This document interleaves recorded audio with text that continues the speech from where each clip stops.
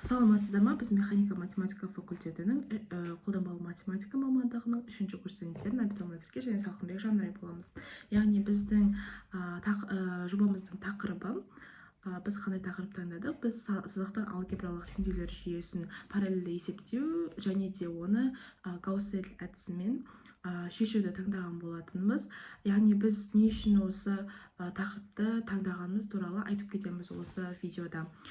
Яғни біз қазіргі заманда Big Data және де математикалық модельдеудің үлкен бір заманауи есептеулерді қолдану заманда өмір сүріп келе жатырмыз.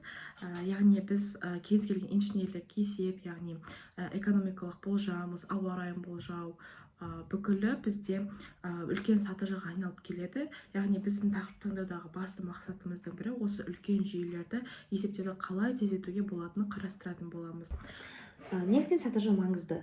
Сатыжы жүйесі бізде ғылыми және инженерлік есептердің негізі болып табылады.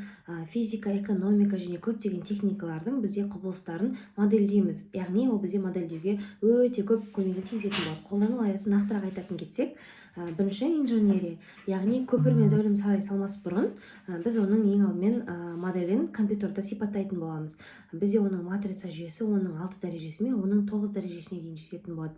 Кейінірек осы компьютерлік графикада, яғни 3D объектілердің жарық пен көлеңкенің түсуін есептеу үшін үлкен жүйелерді шешуді бізде ол талап етеді. Соны сатыжы арқылы шешу үшін қолданамыз.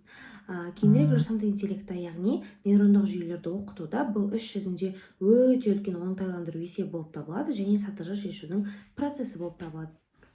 Яғни біз келесі не үшін біз Гаусс-Сидель әдісін таңдадық осы сатыжыны шешуге. Оның басты ерекшеліктерінің бірі, Гаусс-Сидель әдісі бізде итерациялық әдістердің ішіне ең тиімдісі болып келеді. Яғни оны Якоби әдісімен салыстыра отырғанда, Якоби әдісі келесі қадам үшін тек ескі мәндерді қолданса, Гаусс-Сидель әдісі каждый сол сәтте табылған жаңа мәндер тізбегін есепке алады. Яғни бұл жауапқа екі есе тезірек жетуге мүмкіндік береді. Енді ғылыми тәжірибе тұрғысынан қарағанда, бұл әдістің бір ерекшелігі бар. Яғни ол кезекті болып келеді. Яғни x2-ні есептеу үшін міндетті түрде бізде жаңа есептелген x1-ді табу керек. Бұл бағдарламашылар үшін үлкен кедергі, яғни егер бізде келесі қадам алдыңғы қадамға тәуелді болса, оны қалай параллельдеуге болады? Біз осы сұраққа жауап бердік деген ойдамыз. Енді біз параллельді есептеудің рөлін айта кететін болсақ, Гаусс-Сидель әдісін параллельді есептеуде біздегі басты мәселе Гаусс-Сидель әдісі оның қатаң реттілігінде, яғни біз әдетте екінші есепті бастамас бұрын бірінші есептің соңын күтетін боламыз. Яғни бізде бұл мәліметтерге тәуелділік деп аталады. Бұл мәселені шешу үшін біз бүкіл матрицаны, үлкен матрицаны бірнеше бөліктерге, тең бөліктерге бөлу арқылы қарастыратын боламыз.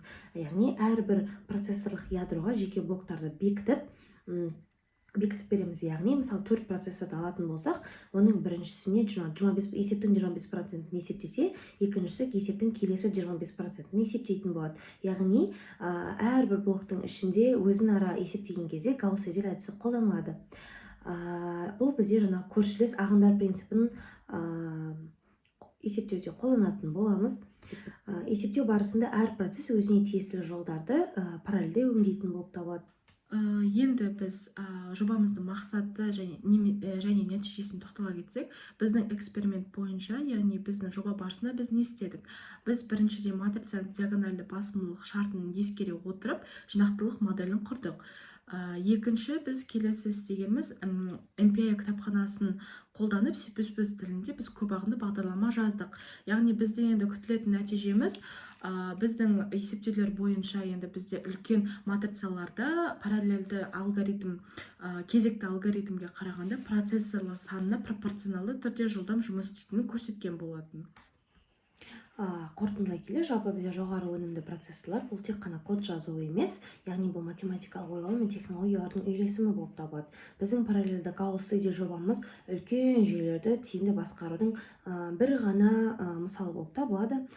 Бұл білімді болашақта бізге жасанды интеллект пен ғылыми модельдеуде жаңа белестерді бағындыруға көмектеседі деп ойлаймыз. Назарларыңызға рахмет.